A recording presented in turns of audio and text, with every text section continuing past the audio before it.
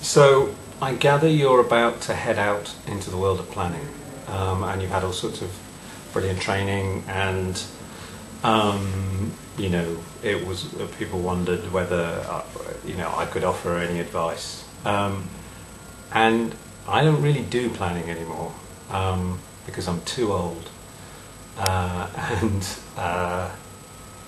so I'm not sure I'm the best person to offer advice, but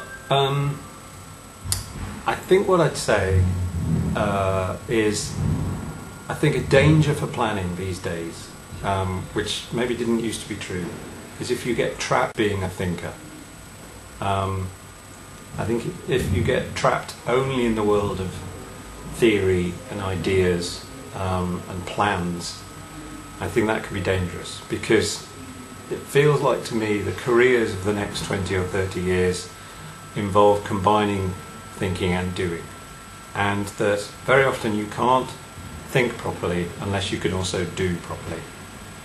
And maybe that's a lesson that social media has taught us all, is you can't understand blogs and Flickr and Twitter and all those things unless you do them. You used to be able to understand how advertising worked without being the person who wrote the advertising. I'm not sure that's true with social media, and I don't think that will be true of lots of the interesting tools of the next 20 or 30 years. So I'd encourage you, as well as improving your skills as researchers or thinkers or analysts, to try and make sure you know how to do some creative stuff yourself. To take photographs, to write poetry, write songs, to learn to code, to carve, to sculpt, to do stuff where you're the creative person.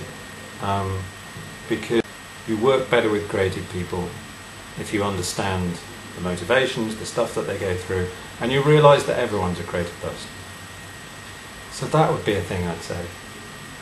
The other thing I'd say is, like, don't worry too much about your next job. It's almost certainly not going to be the best job you ever have. The first few years of anything, really what you're learning is how to use the photocopier and how companies work. I'm increasingly convinced that what you need to know as a planner is how people and organisations work, not how brands work. Learning about brands is relatively easy. It takes, there's 2 books you need to read, and it takes about a year. About a year of learning about brands and you know everything there is to know. But after 20 years of working with organisations, I still don't really know how they work.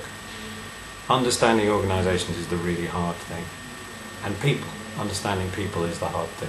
So yes, think about brands and read about brands, but read about people, read about companies, read about organisations, and sit and notice how they work.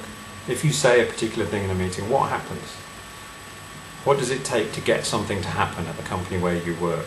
Necessarily about what's right in a kind of abstract planary sense, but think about what will cause something to happen, because that's the really important skill.